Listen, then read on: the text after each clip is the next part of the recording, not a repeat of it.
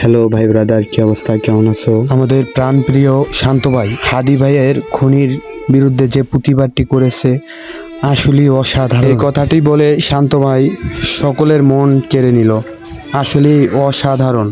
আগামী ৭২ ঘন্টার মধ্যে হাদি হত্যার বিচার না হলে আমরা যারা প্রবাসে থাকি বিভিন্ন দেশে, শুধু ইতালি না, পৃথিবীর বিভিন্ন দেশে যেসব প্রবাসীগুলো আছে তারা তাদের এই কষ্টের টাকাগুলো, কষ্টের উপার্জনগুলো এভাবে ছেড়ে ফেলবে। তাও কোনো টাকা দেশে পাঠাবে না। আগামী ৭২ ঘন্টা আপনাদের কাছে সময়। সকল প্রবাসী ভাই বোনদের পক্ষ থেকে এটা একটা প্রতিবাদমূলক ভিডিও। পৃথিবীর প্রত্যেকটি দেশে থাকা সকল প্রবাসী ভাই এবং সকল প্রবাসী বোনেরা মিলে আমরা একটি সংগঠন তৈরি করতে যাচ্ছি। যে সংগঠন আপনাদেরকে কোনো অনুরোধ করবে না, কোনো রিকোয়েস্ট করবে না, জাস্ট এভাবে আলটিমেটাম দিবে। So be careful. ভুল কিছু বলে থাকলে মাফ করে দিবেন।